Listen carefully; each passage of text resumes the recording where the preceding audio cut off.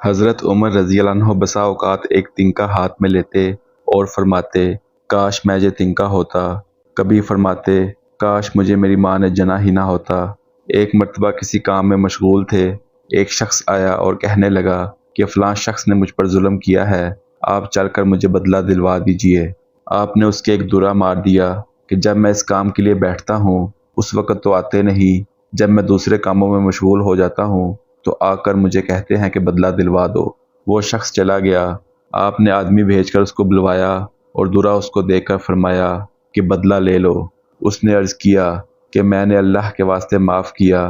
گھر تشریف لائے، 2 رکعت نماز پڑھی، اس کے بعد اپنے آپ کو خطاب کر کے فرمایا اے عمر، تو کمینہ تھا، اللہ نے تجھ کو اونچا کیا، تو گمراہ تھا، اللہ نے تجھ کو ہدایت دی، تو ذلیل تھا، اللہ نے تجھے عزت دی، پھر لوگوں کا بادشاہ بنایا۔ اب ایک شخص آ کر کہتا ہے کہ مجھے ظلم کا بدلہ دلوا دے تو اس کو مارتا ہے، کل کو قیامت کے دن اپنے رب کو کیا جواب دے گا؟ بڑی دیر تک اسی طرح اپنے آپ کو ملامت کرتے رہے۔ آپ رضی اللہ عنہ کے غلام حضرت اسلم کہتے ہیں کہ میں ایک مرتبہ حضرت عمر کے ساتھ ہرا کی طرف جا رہا تھا، ایک جگہ آگ جلتی ہوئی جنگل میں نظر آئی۔ حضرت عمر نے فرمایا کہ شاید یہ کوئی قافلہ ہے جو رات ہو جانے کی وجہ سے شہر میں نہیں گیا اور باہر ہی ٹھہر گیا، چلو اس کی خیر خبر لیں، رات کو حفاظت کا انتظام کریں۔ وہاں پہنچے تو دیکھا کہ ایک عورت ہے جس کے ساتھ چند بچے ہیں جو رو رہے ہیں اور چلا رہے ہیں، اور ایک برتن چولہے پر رکھا ہے جس میں پانی بھرا ہوا ہے، اس کے نیچے آگ جل رہی ہے۔ انہوں نے سلام کیا اور قریب آنے کی اجازت لے کر اس کے پاس گئے اور پوچھا کہ یہ بچے کیوں رو رہے ہیں؟ عورت نے کہا بھوک سے لاچار ہو کر رو رہے ہیں۔ دریافت فرمایا کہ اس برتن میں کیا ہے؟ عورت نے کہا پانی بھر کر بہلانے کے واسطے آگ پر رکھا ہے کہ ذرا ان کو تسلی ہو جائے اور سو جائیں۔ امیر المومنین عمر کا اور میرا اللہ ہی کے یہاں فیصلہ ہوگا کہ میری اس تنگی کی خبر نہیں لیتے۔ حضرت عمر رونے لگے اور فرمایا کہ اللہ تجھ پر رحم کرے، بھلا عمر کو تیرے حال کی کیا خبر ہے؟ کہنے لگی کہ وہ ہمارے امیر بنے ہیں اور ہمارے حال کی خبر بھی نہیں رکھتے۔ اسلم کہتے ہیں کہ حضرت عمر مجھے ساتھ لے کر واپس ہوئے اور ایک بوری میں بیت المال میں سے کچھ آٹا، کھجوریں، چربی، کپڑے اور کچھ درہم لیے، غرض اس بوری کو خوب بھر لیا اور فرمایا کہ یہ میری کمر پر رکھ دے۔ میں نے عرض کیا کہ میں لے چلوں، آپ نے فرمایا نہیں، میری کمر پر رکھ دے۔ 2-3 مرتبہ جب میں نے اصرار کیا تو فرمایا کیا قیامت کے دن بھی میرے بوجھ کو تو ہی اٹھائے گا؟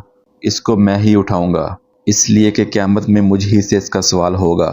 میں نے مجبوراً بوری کو آپ کی کمر پر رکھ دیا۔ آپ بہت تیزی کے ساتھ اس عورت کے پاس تشریف لے گئے، میں بھی ساتھ تھا۔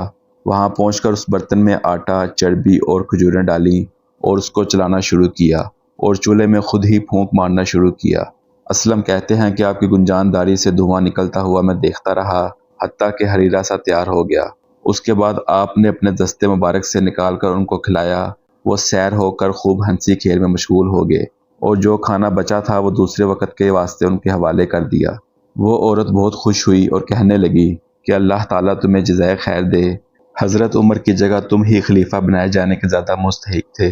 حضرت عمر نے اس کو تسلی دی اور فرمایا کہ جب تم خلیفہ کے پاس جاؤ گی تو مجھ کو بھی وہیں پاؤ گی۔ حضرت عمر اس کے قریب ہی ذرا ہٹ کر زمین پر بیٹھ گئے اور تھوڑی دیر بیٹھنے کے بعد چلے آئے اور فرمایا کہ میں اس لیے بیٹھا تھا کہ میں نے ان کو روتے ہوئے دیکھا تھا، میرا دل چاہا کہ میں تھوڑی دیر ان کو ہنستے ہوئے بھی دیکھوں۔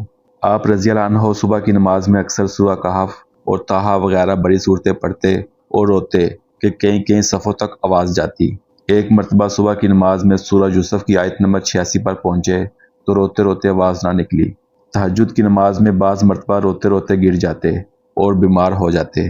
یہ ہے اللہ کا خوف اس شخص کا جس کے نام سے بڑے بڑے نامور بادشاہ ڈرتے تھے اور کانپتے تھے۔ آج بھی 1400 برس کے زمانہ تک ان کا دبدبہ مانا ہوا ہے۔ کیا آج بھی کوئی بادشاہ، حاکم یا معمولی سا امیر بھی اپنی رعایا کے ساتھ ایسا برتاؤ کرتا ہے؟